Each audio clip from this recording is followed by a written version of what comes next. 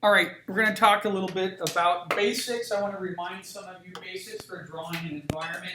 We talk a little bit about draftsmanship. Hit a couple of the lights. Oh, Paul, don't do something. That's too many. There we go. It's a little bit darker, makes it a little bit easier to see up here. Okay, first thing we have to talk about. So I'm going to talk about how I block out environment and what are like the three basics that I always have to have. Okay. Then we need to talk a little bit about perspective and how it applies in there. So, unfortunately, I'm throwing some of this at you very quickly. If you're going to get really lost in perspective, most of you in here have either had me for environment sketching, where we had a whole semester to talk about this stuff, and then some of you in here have also had me for the applied perspective course, where we spent the whole semester and we covered 80 topics of perspective. So now we sort of have to jump past some of that. If you have a specific question a little bit later, about 3-point or 4-point or 5-point or values or light. We'll talk about that stuff a little bit later. What's really important right now is we just go over a couple of the basics, because anytime we get into environments, the one thing I notice is how many students still skip over the most common basics of sketching and drawing. Okay, so basic number one is that when we draw, we're always going to be producing thumbnails, okay, which are going to be small drawings. And there's a difference between a thumbnail and a rough, okay? One of the key factors of the differences is that usually it's a time thing. Now, this is where I feel like I'm always lying, because I have to draw it larger here for you to see it. If I'm doing thumbnails at home, they tend to be a little bit smaller, okay? But rule number one in everything we're doing, there's sort of a couple basics here. And even in my environment sketching class last semester, I still had students that turned in work and they still wouldn't follow the rules. And I'd always look at them and be like, what are the main 3 rules? And they'd be like,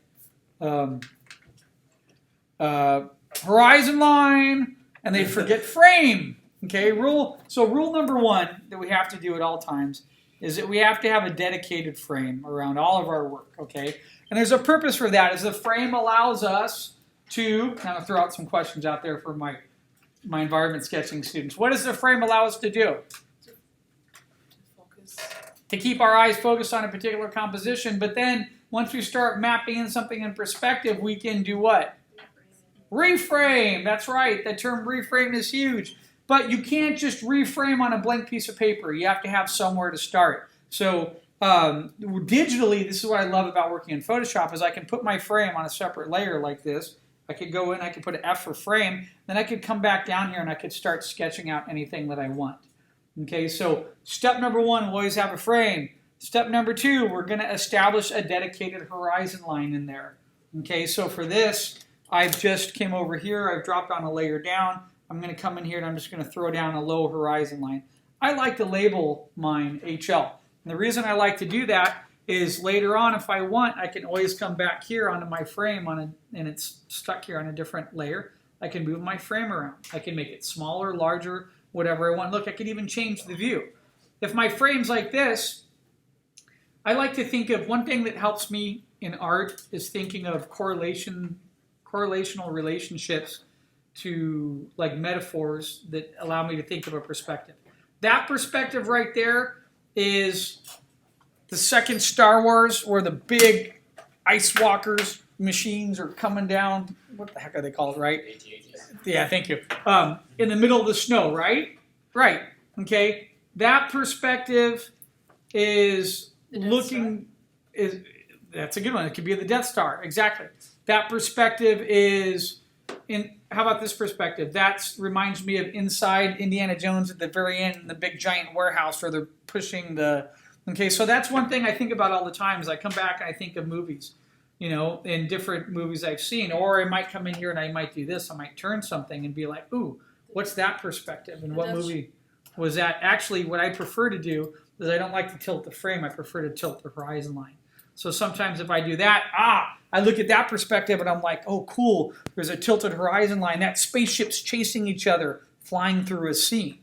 Okay, so if you start to do that, what's really cool about that correlation relationship thing is that I find in art, and anytime you're learning something, if you could think of a way to remember something, it allows you. There's a word for that. I don't know what the official term is, but my daughter does it all the time, where she comes and she'll say some weird acronym, and that acronym is part of the study method for learning something in history. Does that make sense? Does anybody in here know anything like that?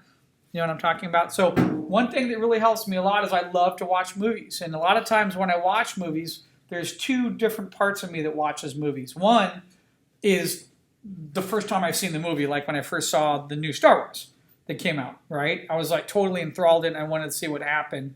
And then the second part of me that comes out is after I've seen the movie and I already know what the story impacts are going to be, I'm watching the storytelling part of it. I'm trying to remember the scenes. I'm trying to remember where the character was. So let me go back a couple steps here. Can anyone think of a part where we saw the horizon line down low like this inside Star Wars? The desert. Oh, when she goes by the Star Destroyer. That's right, in the desert. How about, now I'm going to cheat here really quick. I'm going to come back in here. I'm going to go to another layer. What about if I do this? Can I give you a down shot real quick? Oh, that's like the gun range when the guy's like in that. What about when she was inside in the very beginning and she's going down the rope and she was getting that little part? We were showing these huge up shots and down shots inside that. I actually have the movie on my.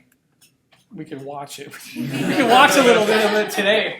You know, I have an editor's copy. No, but I could put it on and we could watch it and break it down and look at the scenes. So the reason why I want to talk about that, it's something that I do all the time, is I like to think about these relationships because sometimes I can't just block things out of my head. It's a little bit harder. But for me, if I think of movies, they allow me to set up my scenes.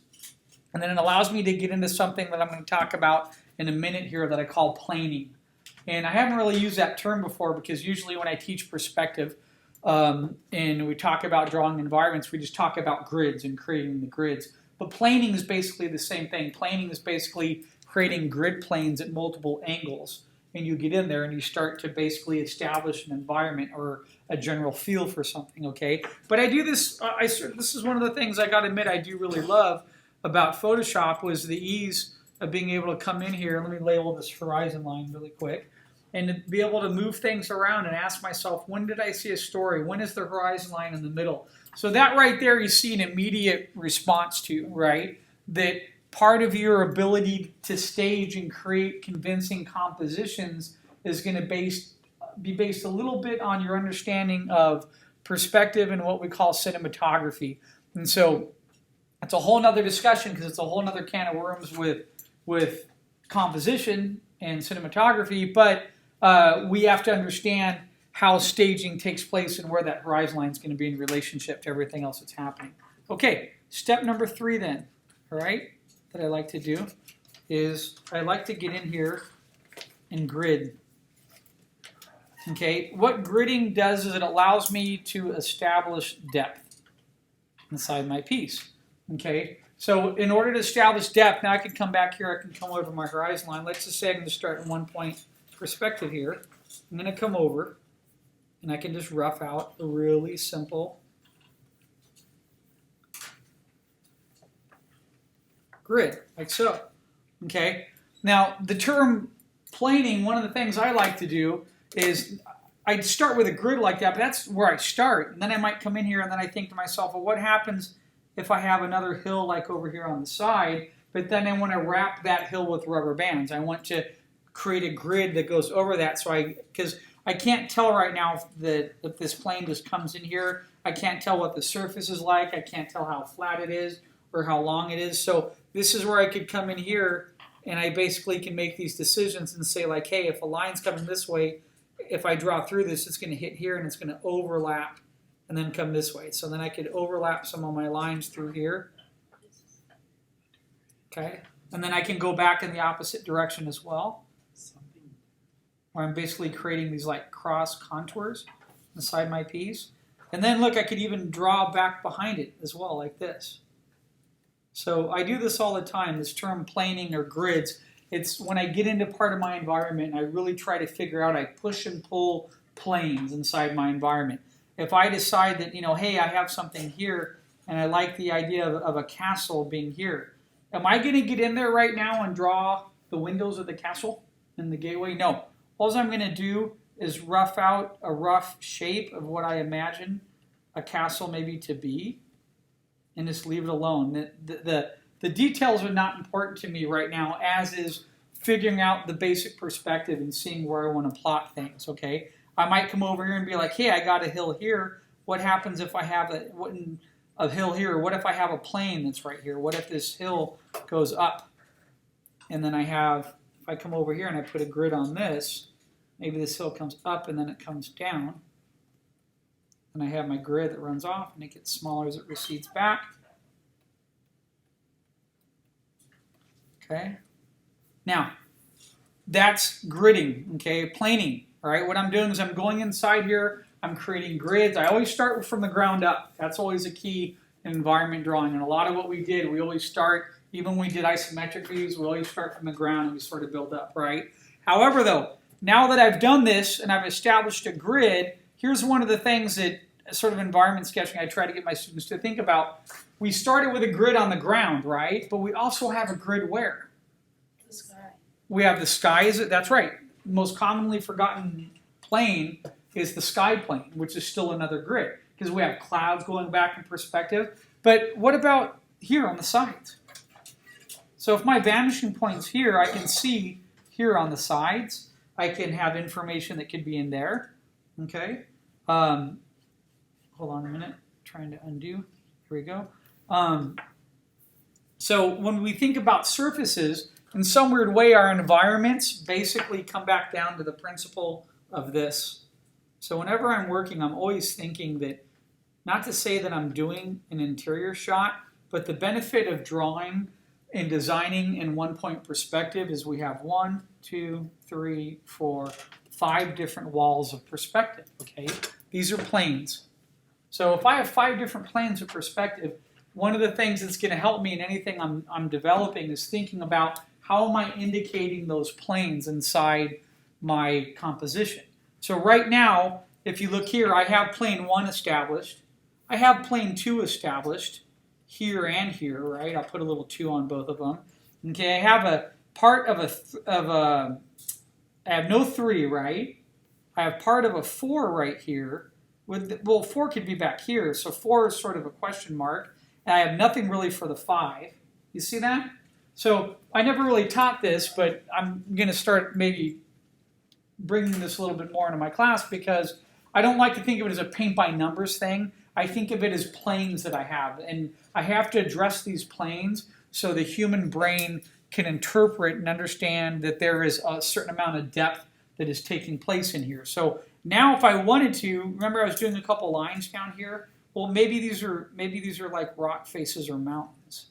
Okay, so I could come in here and I could have something that's like this. And it could go all the way down to the back, it could end. And then, look, this still, everything I just drew and sketched in here, this could still be a number 5, right? So I could still come back in here for number 4. I still have a whole back area here, part of the background. I could come in here and I could put a mountain top in there.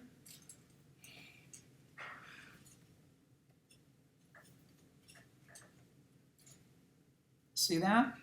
So I could do that if I wanted to, but let's say I don't want to do that. Okay. Let's say I decide that, hey, maybe I want to put another cliff like I have here. So then I come back in here and I might do now this is, what am I doing right now, folks? I'm drawing out of my brain and my memory, right? So if I'm getting forgetful on what cliffs look like or mountains, I need to do what? I need to start gathering reference. Because there's all different types of cliffs and mountains, right? There are cliffs in Arizona. The Grand Canyon has a different type of cliffs. If you were to go to Morocco or North Africa, their desert looks a little bit different. There are cliffs and mountains that are climbable. There's some made out of sandstone. There's some that are a bunch of like thick rock. So I need to have a good idea of what all that information is as I start working inside my piece. Okay, there. So see how I changed number 4 really quick? I had mountains in the back, and then I quickly erased it, and I put something else. So now the only thing I still don't have in here is I don't have a number 3 yet. However, though, what I did is I sort of drew the back of these mountains here in my area of number 4. I drew them really large. So this is an example of when I want to reframe something. So if I come back here to my frame, now I could come back here, and if I hit transform really quick, actually, excuse me, Let me do it this way, since I have type on there. I'm going to take the marquee selection there separate, and then transform this. So look, now I can reframe. Oops. Sorry. Deselect. I skip layers. I get a little bit of a lag when the recorder's on, and sometimes it creates some havoc in here when I'm working. Okay. Now I could transform. So look, now I can raise my frame up. You see that? I can reframe in my composition. I can pull my frame out a little bit more. This is a really important option for me because it allows me to see part of my environment differently than when I started. Does that make sense?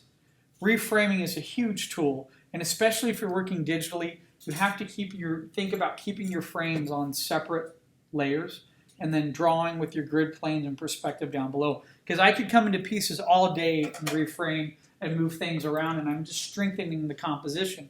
So now, if I wanted to, what I could do for number 3, so I'm going to lightly sort of sketch in here. Oops. Deselect. Let's go back to brush. I could imagine, if I were to just lightly sketch in here, I'm going to imagine there's a grid up here. That grid is like my sky grid. Okay.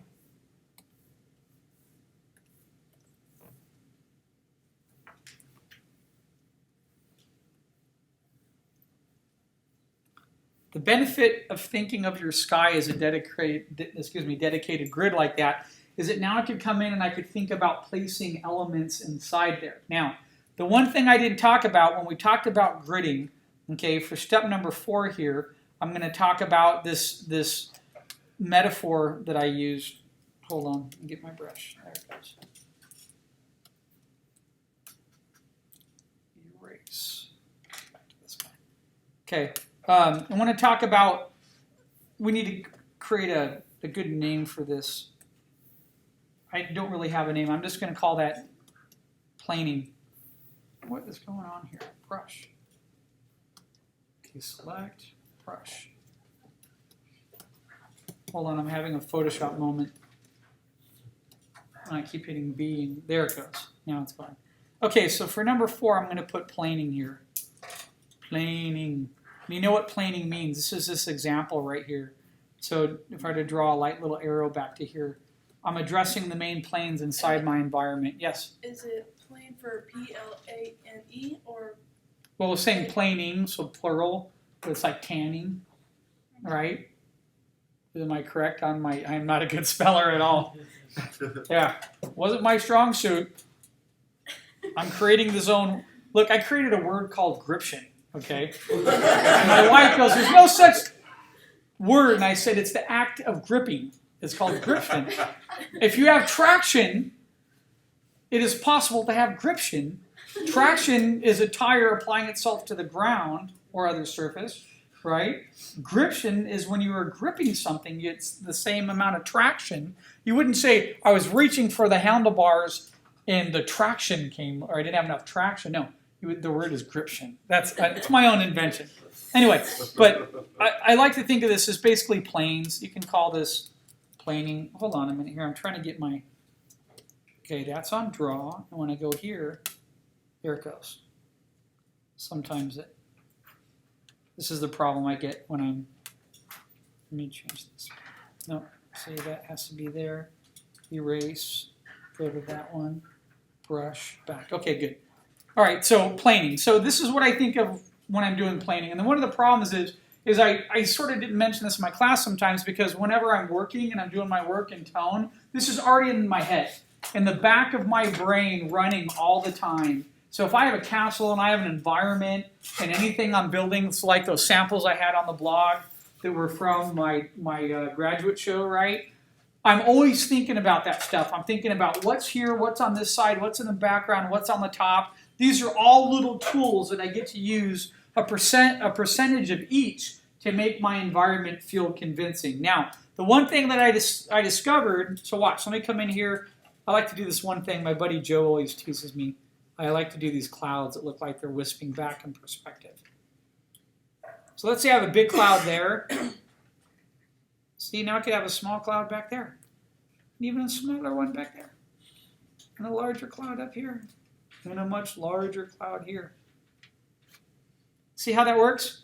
That's the benefit of using that grid. is thinking about that grid allows you to see things. The technical term for that is transferring the scale. If you can see and figure out your scale inside the world and you understand how things are transferring back and getting smaller, you've already succeeded. Okay. This brings us into the next step outside of planing, which is our understanding and use of foreground, midground, and background. So what I tend to do in my class, in the environment class, I tend to skip planing even though I talked about it. Now I'm going to mention it directly because I want students to really think about these dedicated planes that are there. It's like the interior of a one-point perspective room. Okay, so foreground, midground, and background. So I could come into this piece now, and how could I, if I look at where my foreground is, I might decide like, you know, hey, I want more of a foreground element. What if I come in here and decide, now I'm drawing on multiple layers, which is okay. I might decide to come in here and say, hey, I want a hill here in the foreground like this. Okay, so now I can draw a hill. Now I establish a term of composition called overlap. So now I have a hill in the foreground. I have something in the midground. So really quick, this is how it works. Just to give it, if I had to give a basic rundown of what it is that we're doing. Okay. Actually, let me just do it like this. We have our horizon line inside our piece. Okay. I like to split it up like this. I like to think of this as foreground. Midground is about here, but midground sometimes goes even back a little further. And then the area all back in here, depending on the composition, can be background. But then there's even what I call like the background, the backdrop. So sometimes I have two BGs inside my piece, even though there's one, because I have another background that could be here. Like I could have a couple suns setting going way in the back. Does that make sense? That's like a backdrop that's even further past those mountains. Okay, so foreground, midground, background. Really important to think. So by using these steps, once I get to step 5 here, now I'm thinking, hey, I have foreground here. Well, what can I put in the foreground here that might help establish and make that composition read a little bit easier? Well, I can put an element in for scale. Okay, so what scale? Scale establishes height relationships. So if I come over here, and if I put a plant of some kind, just doing the super rough, and a rock right here, then I could come back here, I could put another plant like that, another rock. And so we see the height relationships there, and our eye automatically distinguishes like, hey, if this is this high here and that high here, we've already made a scale relationship. Now, here's the problem. If that's a plant, and then I come in and say, yeah, somebody's that tall, there's an issue, right? Well, that's back to the understanding scale, okay? So what if I did this? If I come back in here, if I take out the plant, okay, so this is where sort of after we get into this foreground, midground, and background, number 6 is basically scale and setting scale. This is a huge part of our piece because now you saw what just happened there when I had the plant, right? So if I come in here and I did this, I put like a tree with a huge canopy here.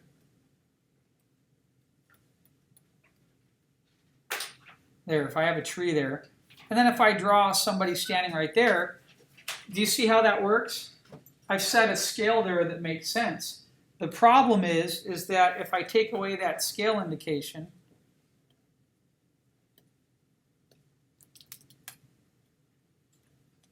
and if I were to draw somebody like this tall,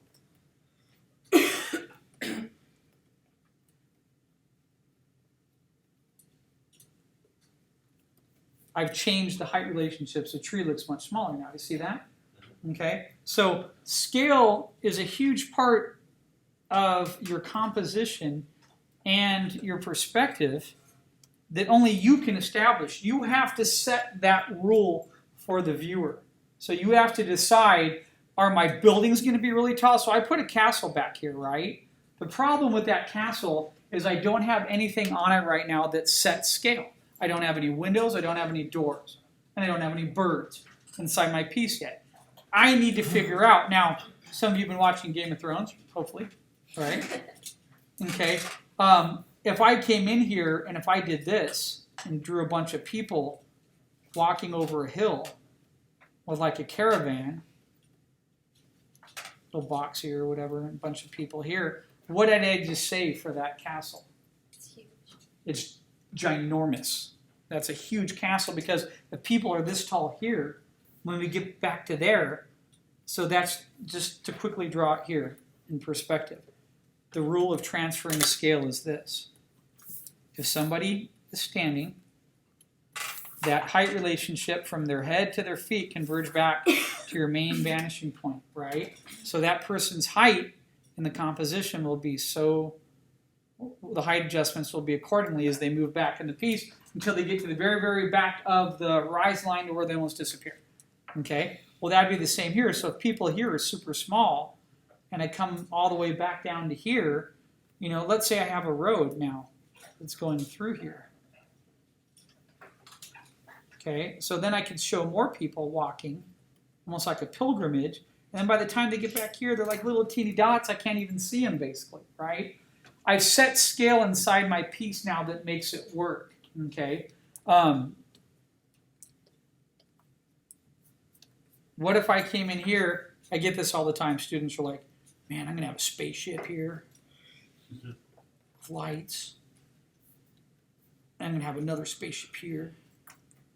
And spaceships in the back flying around. I'm like, okay, cool. And they're like, and then I'm going to have a soldier here walking. He's going to have a machine gun. He's too tall. Well, yeah, before I even draw any more, he's too tall. He doesn't fit the scale of the world. The scale's completely blown and doesn't make any sense. I had a student last semester who did a drawing, and it was an exterior view of a factory, and he had somebody standing in the foreground. In the back, the windows were like that big. So when I showed him the height of the person going to the back, the windows, like the person basically was like, it's hard to explain, that's why you have to draw it sometimes.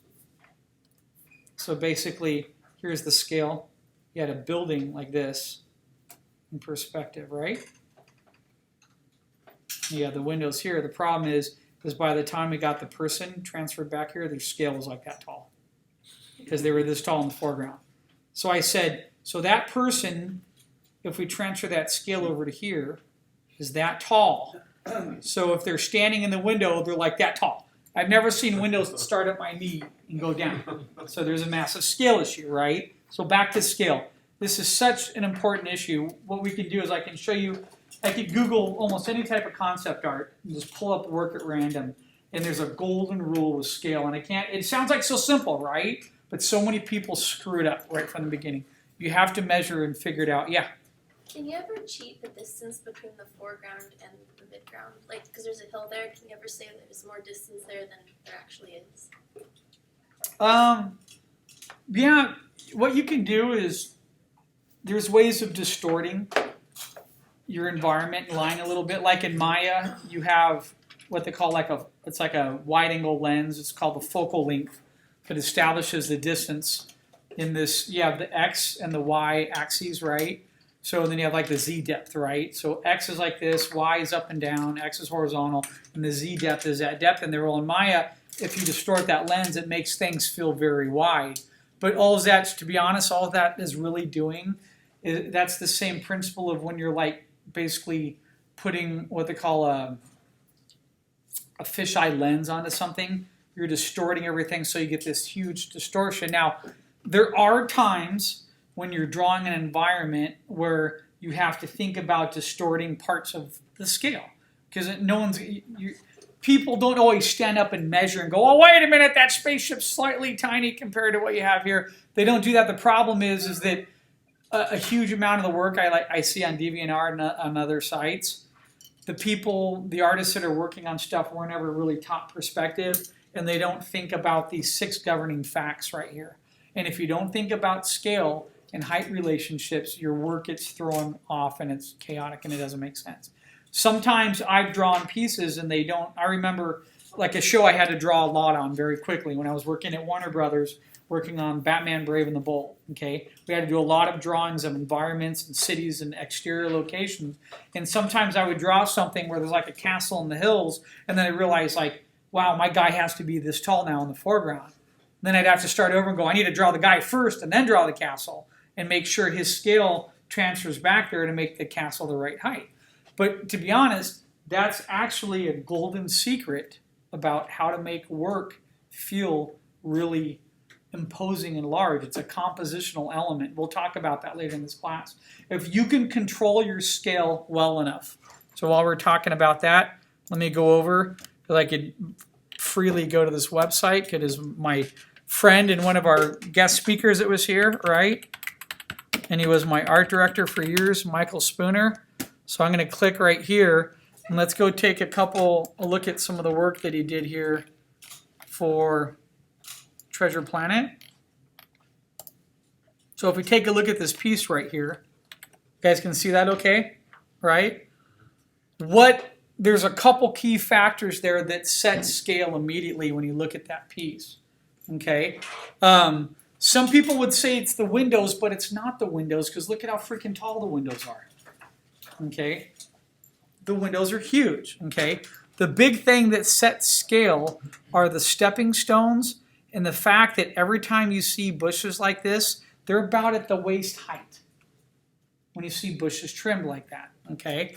Now, there's no one drawn in here, but you can imagine somebody walking down here. The number one item that sets scale on this is this right here, and similar to that. Those look like that's a front door. The problem is we can't tell by that front door, which is sort of a good thing. This is when you get into more advanced drawing and art and composition, where the term, you guys ever heard this term? Less is more. Okay, have you ever heard that? Steven, the graphic design instructor here, tells me that all the time. Because I want to overcomplicate something, he goes, less is more. Simplify things. Stay simple, right? So when you're looking at this and you look at the height, it all sort of makes sense, but he doesn't have to get in there and he doesn't have to display that to you right now. All you have to see is understand the height of the door, and the other thing is look at the railing. So you know when you're standing at a door like that, railings aren't this tall. Railings are down here. So the railing height, if I were to take somebody standing here, imagine if we draw a line of a stick person right here and follow that line all the way back to here, it's the same height. Because Michael understands scale. He was taught that eons ago, and he understands how to do that. So then when we look at some other work, okay, so you get into this piece here. So let's look at where the scale's happening right in the very beginning. Where do we have scale? We have scale right here with the front ship. Then scale gets represented again right here. Do you see that? And then the scale gets represented again right here. Okay? The other way we have scale is you have these little like windows or doors here. But we can't really tell. We need something to set against those windows and doors to understand, right? So when we talk about scale, we talk about items set against each other. Okay? Well, what are examples of items that set against each other in a relationship? So if I'm looking, imagine I'm looking at a city street. If I were to go outside and look down Chapman right here, what are two items you're going to see there that are automatically going to set scale? Cars. Buildings, cars. Exactly. So buildings against cars, those two items set against each other establish the scale of everything else. Something else that's going to set, let's say there are no cars on the road, it's nighttime. Light poles. A light street light is usually about 2 stories, 1.5 stories tall to the buildings. So there's a relationship between that going back into all the buildings. Maybe think of something else. Trees, some trees, unless like really tall pine trees, don't grow over 1 story, maybe 2 stories max. Have you ever seen a tree that's 5 stories tall? No. Redwood. Okay, certain types of trees. Yeah, some of those I don't even know if they're 5 wood, or 5 stories, or But I'm actually going to see the redwoods in Kern in a week or two. They had a really long, the longest tall tree of all. Mhm. The only thing is they had to cut it down because it was getting old and it was Yeah, that's too bad. So let's go back here. Let's look at. Here's another sketch I wanted to show you. That was the rough, and then look at the little final comp here.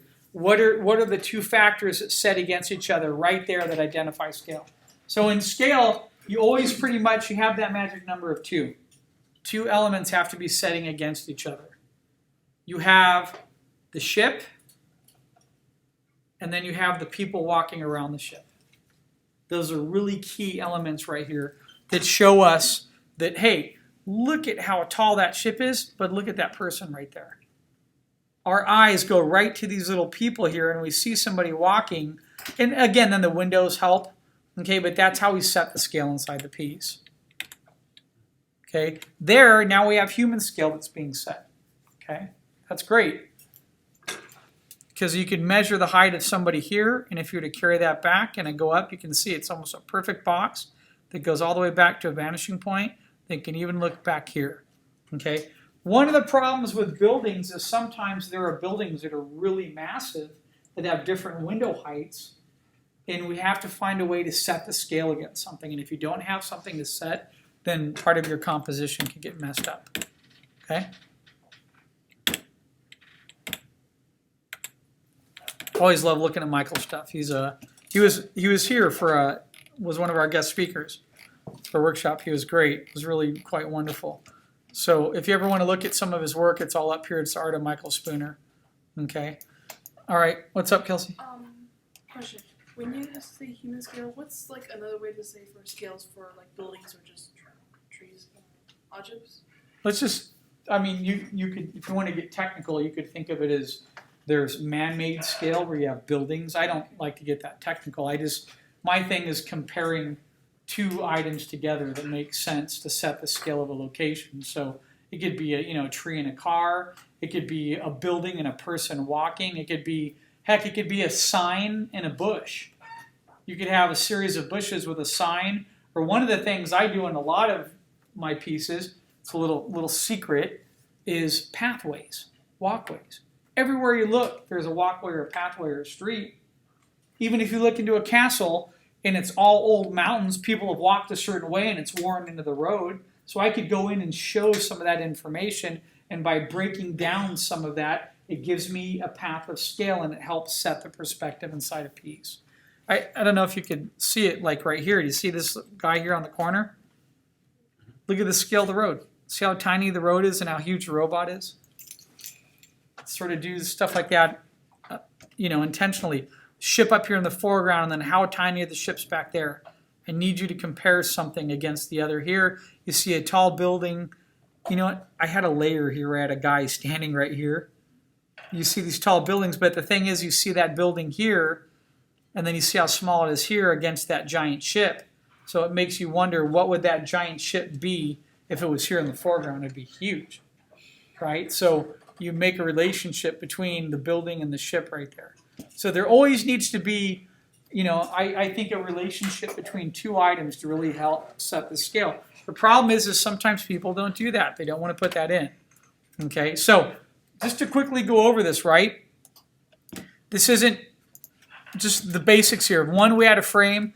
2, we had a dedicated horizon line. 3, we had a grid. 4, we talked about planing. And planing is when we start thinking about the multiple planes inside our composition. I'm not telling you that you have to think like you're drawing in a room. I'm trying to simplify part of the process. So when I sit and do thumbnails, how long did I spend in this sketch right here?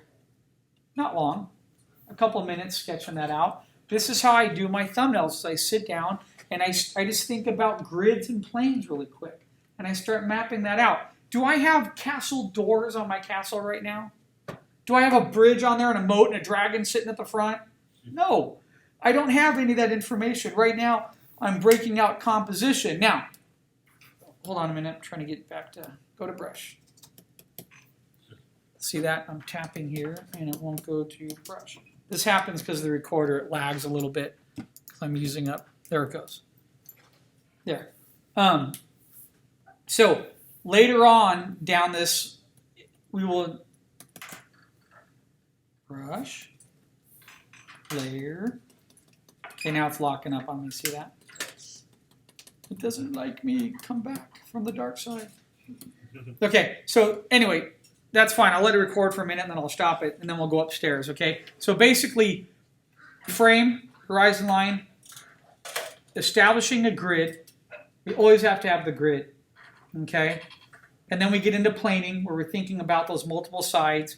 Then we go into foreground, midground, and background, and that helps us establish our scale. This leads to to discussion number 7, which is a more advanced topic, which is composition.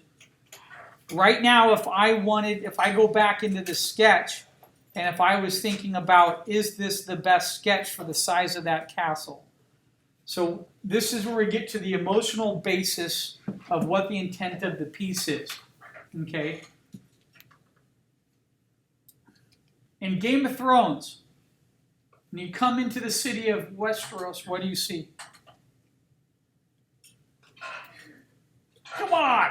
King's Landing? Huh? Or King's Landing, yeah. The castle. Yeah, there's like the huge towers. Oh, Marine? Is it Marine? Yeah. Bravos? I'm Oh, thinking, it's not Bravos, is it a it? giant human The statue? giant statue of the guy holding the sword that's like, you know what I'm talking about? Yeah. It's like huge! The Italy, like right?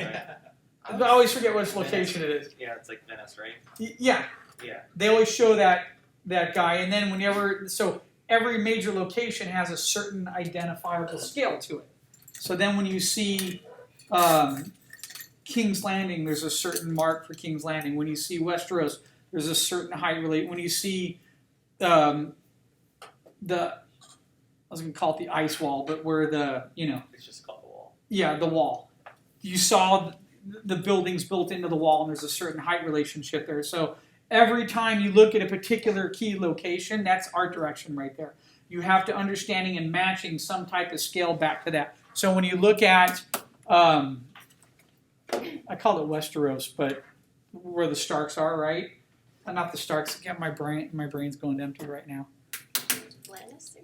The Lannisters, thank you. I don't know why I'm zoning out on this. I just watched it the other day, probably because I haven't had dinner yet. When you look at the Lannisters, huge, giant castles and lots of land and open area. They want to show their wealth, right? So that's the good stuff in composition that comes a little bit later. So if I look at this castle right now is getting swallowed up by the land around it, right?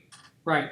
That might not be the best composition if I had to go read my script. So if my script said that this was a new castle called, I don't know, City of Tunar, okay, I just made it up, and it said Tunar is surrounded by hills, green hills, and like sort of hard to find, that would make sense. But what if it said City of Tunar is an ancient city? Ancient, meaning it's been there a very, very, very, very long time. And it encapsulates most of the wealth of all of the 7 kingdoms. Is that castle big enough for that? No. See what I'm getting at here? So I just quickly drew something, but going back to the story at hand, that's more of an advanced composition thing. When we get into higher level of composing, we're having to stop and think about what's the emotional impact of the story and how do we arrange and set our composition around that. So, that would be good homework for me to do. Is I need to go back in and get some of the Game of Thrones locations and stop and pause and take a screen grab of them.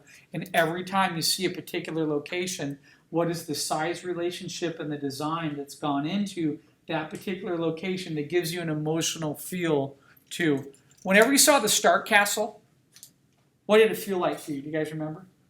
It felt like just a nice little castle, like a family castle, right?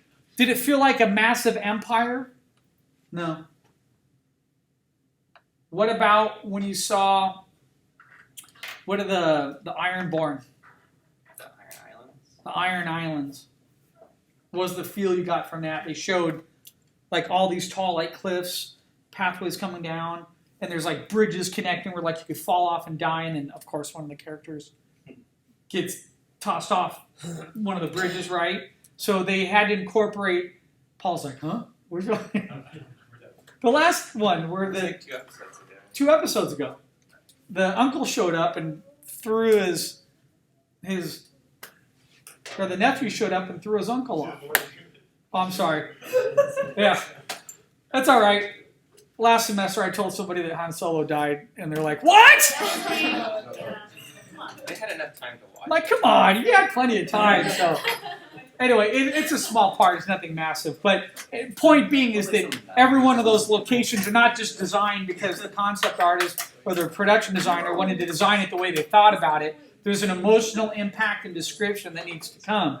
So what we're doing as we start to draw is I do this thing where I throw a couple facts at you, but then I like to give you the golden carrot to think about while you're working. So as we go upstairs and start sketching, now I know someone's going to come up, well, what do you want us to work on? What's the subject matter? Well, remember we talked about at the beginning of class, depends what you're wanting to work on. Some of you have different strengths and weaknesses. If you want me to give you a subject matter, since we're talking about castles, pick a couple castles. Think about a castle for a small family. What would that look like? What would a castle look like up in hills? And imagine if the Lannisters had another family that lived in another kingdom. What would their castle look like? What about, okay, so Jaime Lannister's dad, what was his name again? Tywin. Always say Tywin, yeah. Tywin Lannister. Where he was from, his brother still lives there and is leaving with his army because he heard about his death. And they show an establishing shot in the script of his brother leaving from another kingdom across the sea, bringing his army over to find out why his brother was killed. And your job is to now design that castle of that Lannister leaving that location. And you know that he's related. So what do you know? You know he's related to the Lannisters, right? You know he's probably just as rich as the other Lannisters. And he's bringing his army. What would his kingdom look like as you see that establishing shot? Even better yet, where would your horizon line be? When an army is walking out from a location, where's the horizon line going to be? That's right, very low. Okay, that goes back. So do you see, this is sort of the stuff I had to, was thinking about, man, I can't wait to talk about tone and light and shapes. And I'm like, I can't even get to that for like another class or two because I have to go over some of the basics here, which is, number one, always have a frame, have your horizon line in there. Okay, I think what I'll do maybe at our next lecture for next week is I think I'm going to bring in samples of staging and parts of movies and show you guys when people are using perspective and at what point. So it's your job to figure out and use perspective. I can guide you a little bit, but you need to really start thinking about staging. I've given that lecture before in a couple classes because I talk a little bit about when do people use 1 point, 2 point, and 3 point perspective. And there's really specific given scenes that relate to that. So maybe next week I'll tie a little bit into that. But for the most part, do you see how remember I told you in the beginning about having that correlation relationship to movies?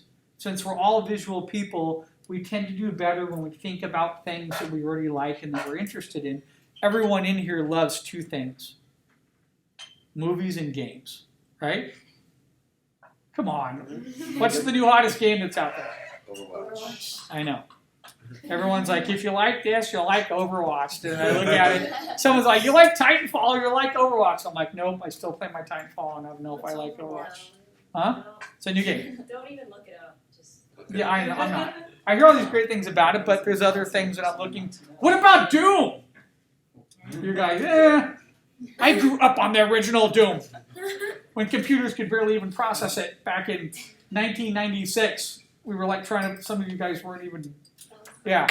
That's when the first game of all time was Doom. Anyway, but I remember playing that game and literally this was good designing.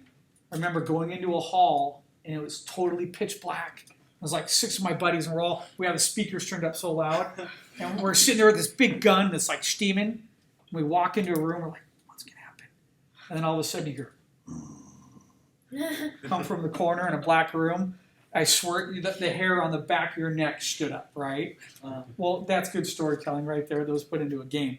And that's why some of the artists that worked on that and designed it, that's why it was a successful game for back then. Anyway, back to this stuff, okay? So, topic-wise, if you want to do the castle thing, go for it. If there's something else you want to work on, I'm totally fine with that.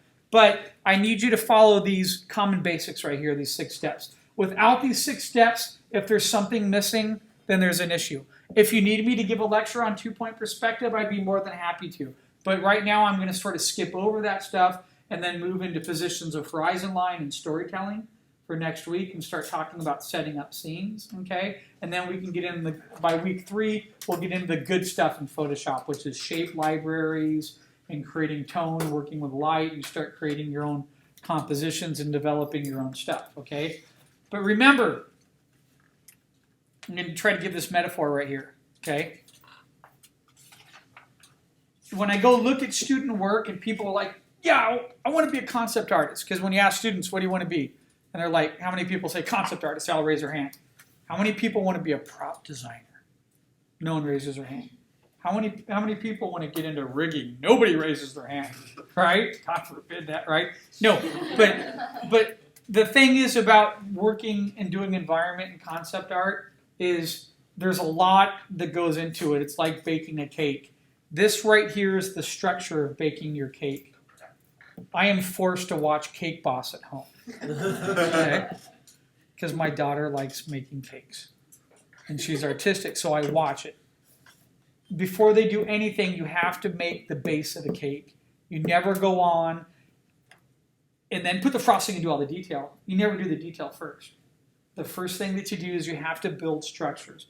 So my other example to planing that I talk about quite often is I talk about, here in fact I'll do a quick demo of it, I talk about thinking with basic shapes.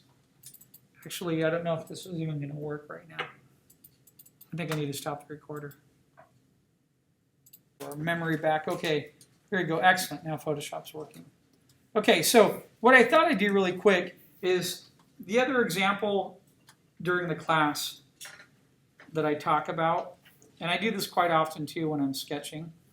So I talked about planing, right? Talking about all the planes. Well, sometimes when I'm drawing, if I have a particular location, one of the things that I do is I also talk about understanding the basics of shape, where I carve into shape. So if I want to come over here right now, all I have to do, if I want to have a giant castle, all I have to really do is get in here and draw a huge cube of some kind.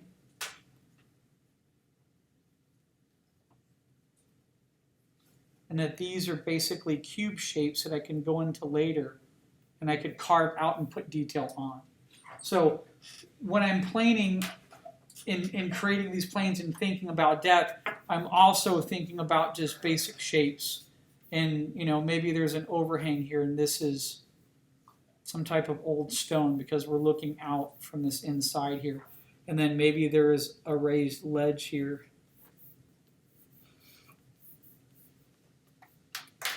Maybe sort of a cliff drop. And then if I come over here, maybe I'm going to have a mountain range, but what shape are the mountains in? Is it a long rectangular box? If that's so, I can come over here and I could sketch a little bit of a rectangle. Long rectangular box. And then I could come in here, find the center line.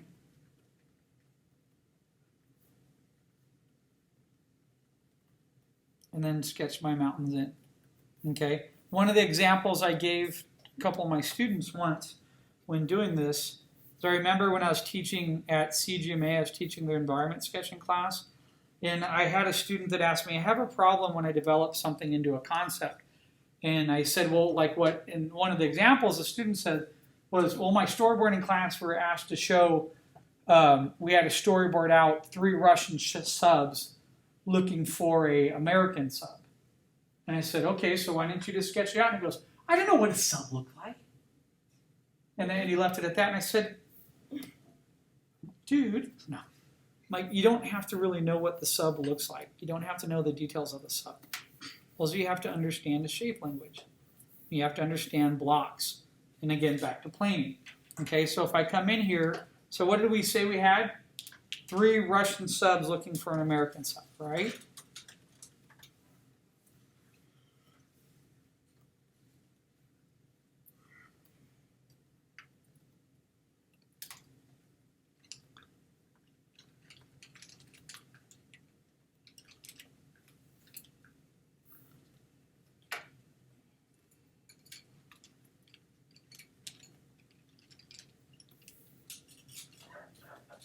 We're on the ocean floor. There's the grid plane, right?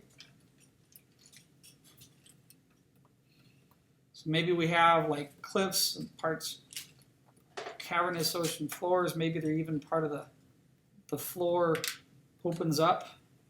Maybe I have lots of kelp on the sides, and then down here I have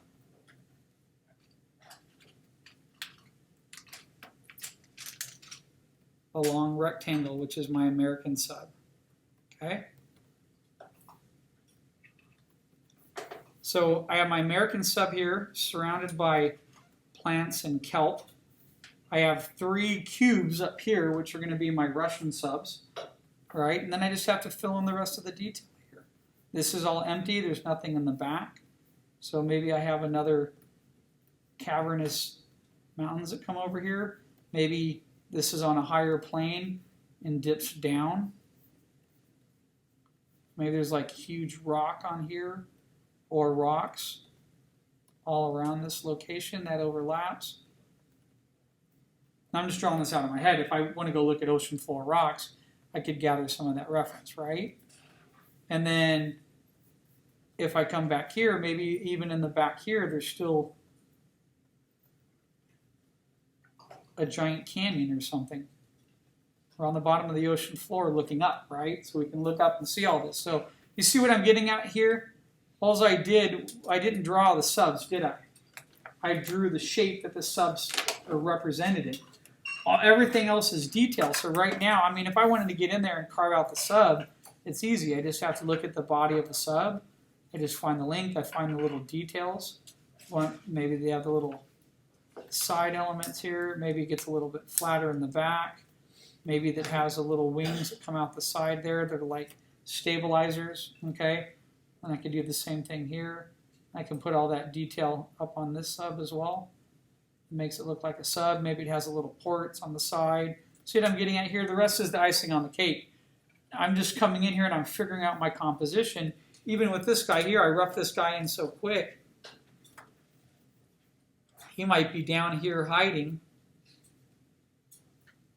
on the bottom of the floor. Maybe part of his propeller is broken and he's disabled and he's covered by all this kelp and everything. Okay, but you see how I did that pretty quick? All I did was draw boxes and planes. That's all I have to draw. I don't need to get in and draw the numbers 454 or put Russian on the side of the subs. I don't need to do any of that. That's overkill in detail. Okay, so I'm just blocking out simple shapes right here. This didn't take me, that little thumbnail, that didn't take me more than what, just a couple minutes? Okay, so my goal is to go in, if that's my composition I want to do, where 3 Russian subs are looking for an American sub, then I'm going to go in and I'm going to do like 20 different versions of this. Because by version, and we all know this is my first pass, right? My first pass always sucks.